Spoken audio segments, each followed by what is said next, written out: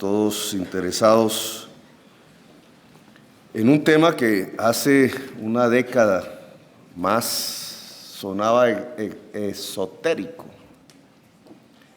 liderado por mechudos de mochila y poco atendidos dentro de los poderes del gobierno en ese entonces en el mundo, no solamente en Colombia, sino en el mundo. Pero hoy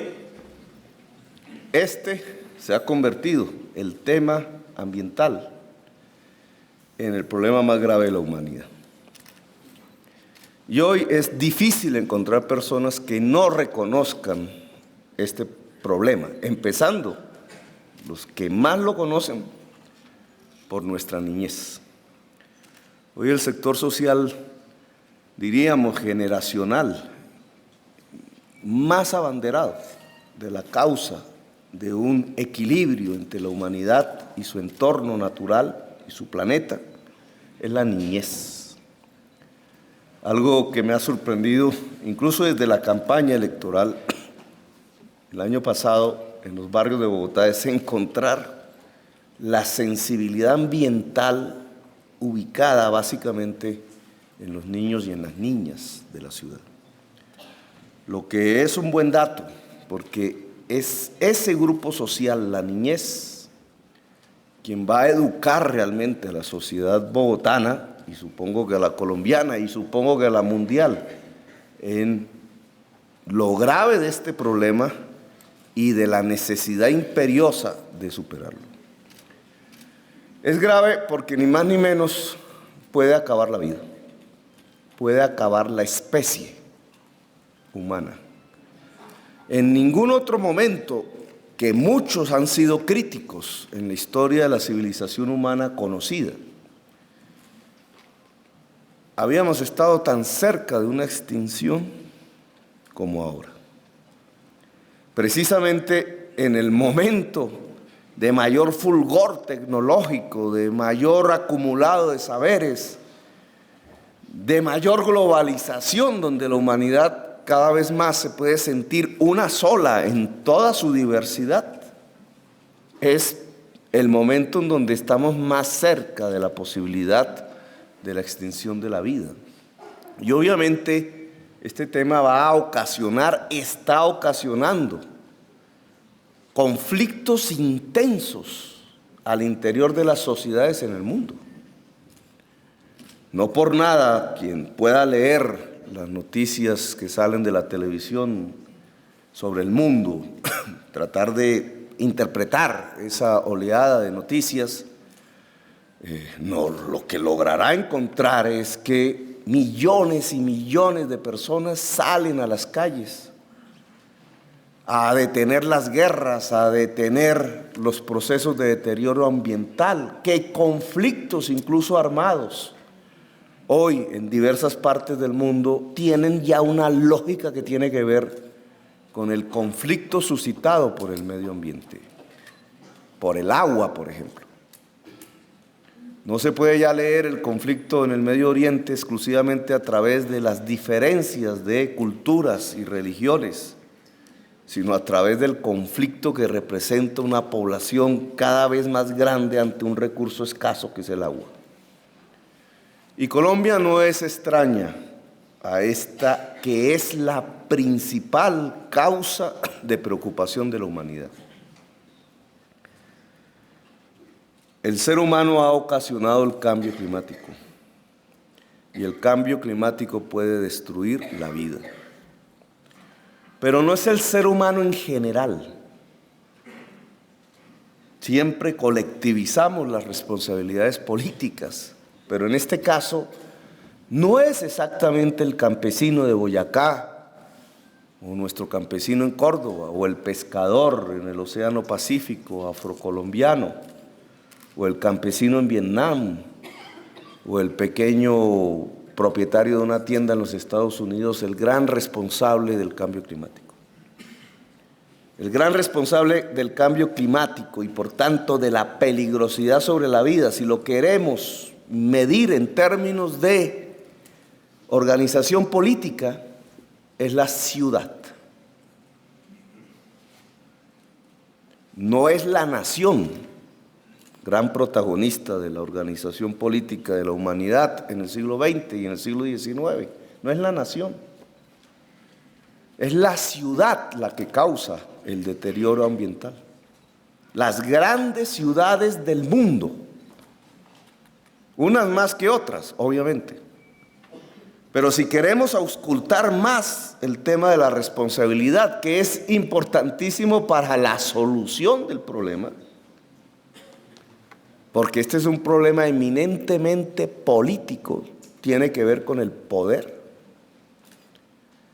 Es que no es toda la ciudad la responsable del cambio climático.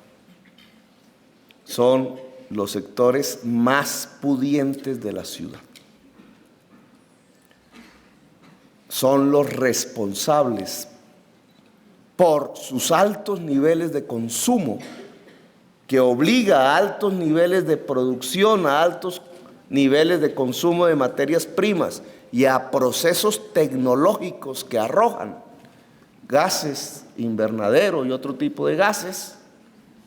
La economía, la producción humana para llenar ese mercado enorme de los sectores más pudientes de la humanidad, localizados en la gran ciudad, es lo que nos lleva al cambio climático, es decir, a la posibilidad de extinción de la vida. Y si reconocemos esa realidad de poder, por eso este es un tema eminentemente político. Quien supone que estamos viviendo un hecho azaroso de la naturaleza está completamente equivocado.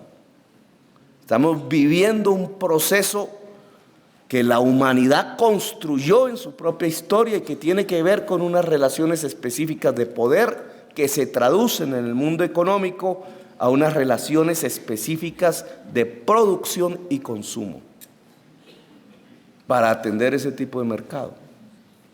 Si reconocemos esa realidad, entonces la única manera de preservar la vida, la única manera de preservar la humanidad, la única manera de preservar la cultura y la civilización, lo que hemos hecho como acumulado en los últimos milenios, es cambiar los patrones de poder y por tanto en la economía de consumo y de producción.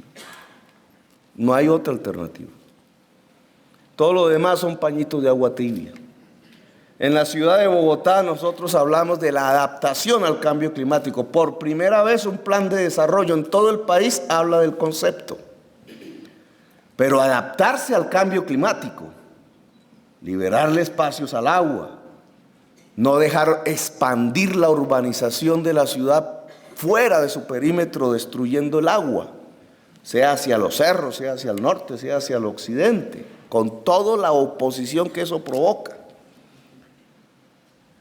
Intentar modificar las políticas de riesgo, liberarle espacios a las humedales, etcétera, políticas de adaptación al cambio climático, todo eso son pañitos de agua tibia que lo único que hacen es que en el corto plazo el cambio climático no nos mate más gente. Simplemente eso. No nos mate más gente porque en el mediano plazo y en el largo plazo son medidas absolutamente insuficientes. Las medidas reales no son las de la adaptación al cambio climático, que son medidas pasivas que nos cuestan muchísimo tomar. Y ahora, bueno, no me quiero extender, obviamente. No puedo hablar de este tema a profundidad. No, las medidas que tenemos que tomar son las de detener el cambio climático. La lucha contra el cambio climático es lo que permite la vida en el futuro, la vida de nuestros niños y niñas, y por eso ese grupo social es el que más defiende hoy y siente y es sensible ante este tipo de discurso y de realidad. Detener el cambio climático significa cambiar el patrón de producción y el patrón de consumo, es decir, cambiar el poder. En el mundo, no solamente en Bogotá, Bogotá es marginal en su responsabilidad sobre el cambio climático. Es en el mundo. Y cambiar el patrón de consumo y de producción, que nosotros también tenemos que hacerlo, también nos implica enormes cambios culturales. Y solamente para la reflexión, atenidos a nuestra competencia de la ciudad de Bogotá, sin hablar del país, que no es mi competencia, ¿qué pasa en la segunda potencia de la diversidad natural con un modelo como el de construir la economía sobre la explotación minera? Tema de discusión, pero ¿qué hacemos en Bogotá? Que no somos mineros. En Bogotá somos industriales, comerciantes y del sector de servicios. ¿Qué hacemos? ¿Cuál es nuestro aporte en la lucha global contra el cambio climático? ¿Cuál es nuestro aporte en los cambios de consumo, de producción y de poder en la ciudad de Bogotá? Y entonces aparece una agenda que yo quiero simplemente transmitir porque es una agenda política. No solamente nos tenemos que adaptar. ¿Qué significa adaptarnos? Dejar de expandir la ciudad. Intereses de poder se oponen a ello. Significa que tenemos que cambiar la manera de construir. Significa que tenemos que mirar cómo la demanda de vivienda, que es demanda de seres humanos, jóvenes la mayoría, pobres la mayoría, puede ser atendida sin expandir la frontera, sin atacar el agua. Política de adaptación, pero que implica un cambio completo de una rama productiva y de la manera tradicional. Como hemos construido en la ciudad, necesitamos un nuevo urbanismo que revitalice lo que ya está construido, permita que allí haya más gente viviendo y se pueda hacer de tal manera que liberemos espacio público, ablandemos el terreno, sembremos árbol, creamos espacio público. Una nueva manera de entender la construcción, una rama y una economía completa de la ciudad de Bogotá. Nos implica, por ejemplo, electrificar el transporte. Y electrificar el transporte con las tecnologías que hoy tenemos en el mundo son dos maneras.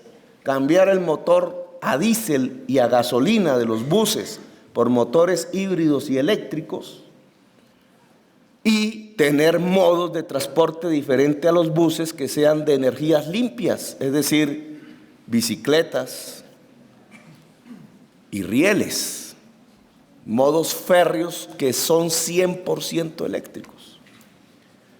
Si no les quiero comentar cuántas dificultades tenemos en variar el modo de construir, aquí sí que tampoco podría comentarles por falta de tiempo las enormes dificultades que tenemos para lograr irradiar el concepto de que tenemos que pasar a modos de transporte diferentes a los tradicionales, entre esos dos, el bus y el vehículo particular. ¿Cómo desarrollar el modo férreo en la ciudad? ¿Qué nuevas ramas de producción y de economía para posibilitar eso? ¿Qué maneras culturales hay que transformar para sentir que es una necesidad, que la forma de movernos en la ciudad debe dejar de usar el petróleo, con el debido respeto de nuestro director de Ecopetrol, todos los conflictos nuevos del medio ambiente, sino que tenemos que pasar a movernos con la energía eléctrica que en la ciudad de Bogotá y en el país en un 85% es la tercera parte de lo que nos vale la energía en petróleo precio internacional, que es agua. Nuestra energía eléctrica es agua y es 3 veces más barata y no movemos nuestro transporte con el agua a través de la energía eléctrica. Y tenemos solamente en esta fase de cómo marginalmente desde la ciudad de Bogotá podemos ayudar en la lucha contra el cambio climático y además adaptarnos al cambio climático para que no nos mate en el corto plazo. Tenemos que cambiar el patrón del consumo.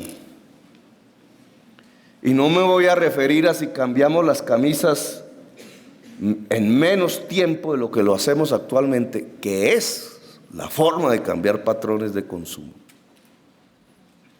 modas, etcétera. Otra manera de entender el valor de uso y no el valor de cambio de las mercancías, sino en el caso concreto de la ciudad de Bogotá, cómo cambiamos el consumo del vehículo particular, que literalmente nos está matando. Y lo dejo como parte final de estas palabras, porque si ustedes observan, y es el principal problema hoy percibido por la sociedad bogotana, el trancón. El dueño de un carro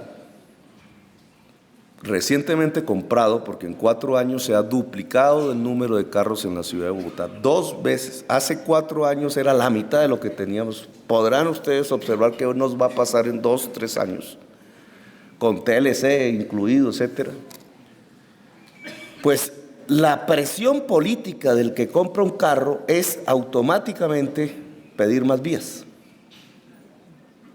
Eso multiplicado por todos los que compran carros, que es una gran presión política que tiene sus representantes, etcétera, legítimos, significa cambiar la ciudad en una perspectiva que no es precisamente la de defender la ciudad ante el cambio climático, ni la de aportar en la lucha contra el cambio climático. Es decir, es acelerar la muerte. Suena, y todos los días ustedes lo escucharán, incluso muchos de ustedes nos lo dirán. Hay que hacer más vías, porque no cabemos, nuestros carros no caben. Resulta que ese mecanismo, que parece lógico, que parece natural, que parece inofensivo, no solamente nos llevaría a tener que utilizar todo el presupuesto público, incluido el de la educación y la salud pública de la ciudad de Bogotá, a construir vías, sino que aceleraríamos la muerte. Hoy se mide, cada trimestre mueren 45 niños y niñas por efecto de enfermedades respiratorias graves que tienen que ver con la forma, no con la forma, sino con el aire que respiran en la ciudad. Estamos matando niños, imperceptiblemente. Esto no aparece en las primeras páginas, obviamente, pero estamos matando niños. Y esos son niños que mueren por el cambio climático. Pero el primer efecto político es pedir más vías para el carro particular. Pues nosotros nos tocó, si queremos preservar la vida, cambiar ese patrón cultural y político. Si ustedes observan el trancón y le hacen un análisis allí en medio del trancón, lo que encontrarán es que el trancón lo hace el vehículo particular manejado siempre, generalmente, por un conductor solitario que es su propietario. Hagan un conteo, podemos ponerlo de tarea y reunirnos después. ¿Cuántas veces que hacemos el conteo en la calle trancada, cuántos de los carros que están a nuestro alrededor tienen más de una persona en su interior? Y el dato les dará siempre lo mismo, la mayoría son conductores solos, propietarios del vehículo, de vehículos que incluso son enormes, ocupan el espacio público, arrojan sus gases al aire y producen el trancón. Pero entonces esa persona no va a decir el culpable del trancón soy yo por andar solo en mi carro, o por andar en el carro, sino va a decir el culpable es obviamente el alcalde porque no hace las vías.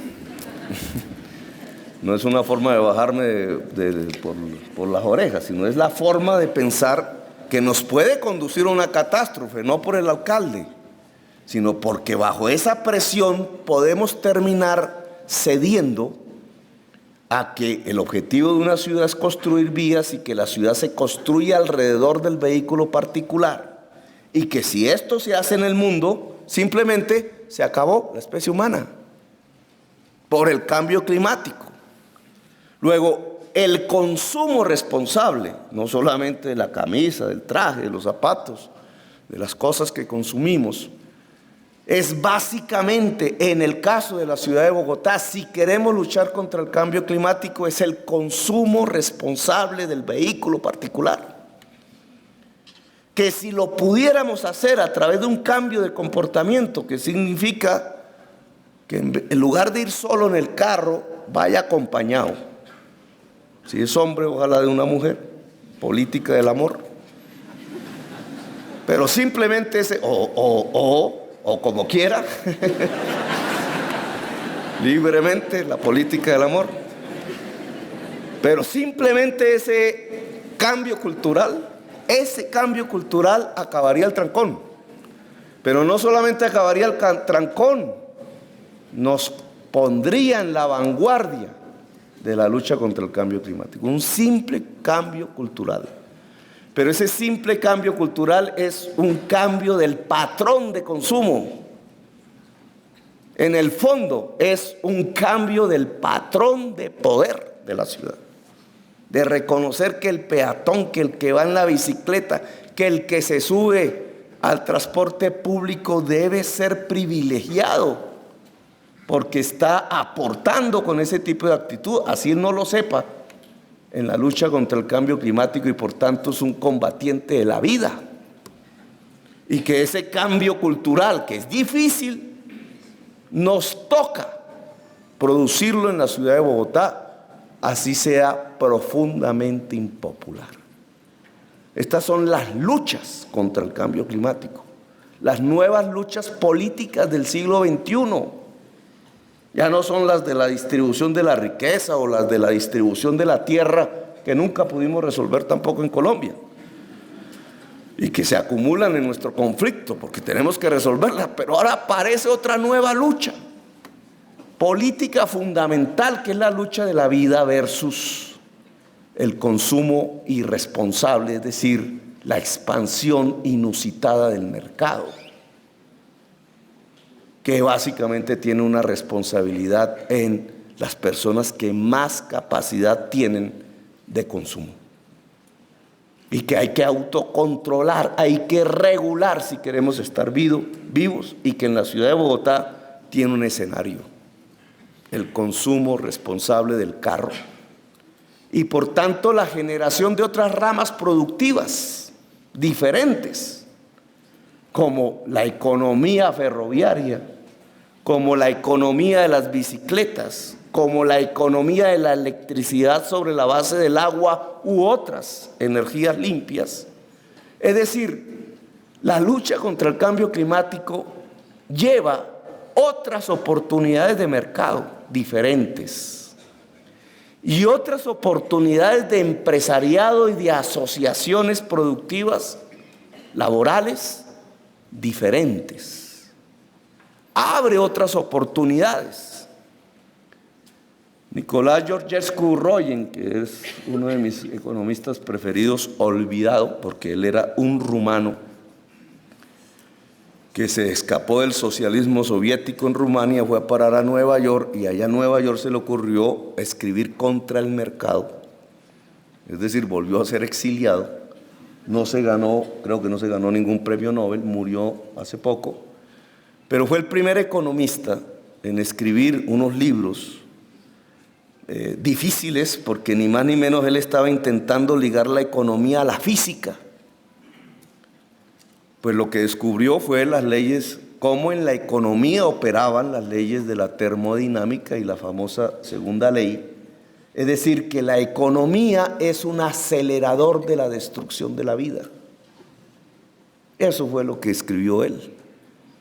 La economía toda es un acelerador de la destrucción de la vida. Y entre más poderosa sea la economía del mercado, más destruye la vida.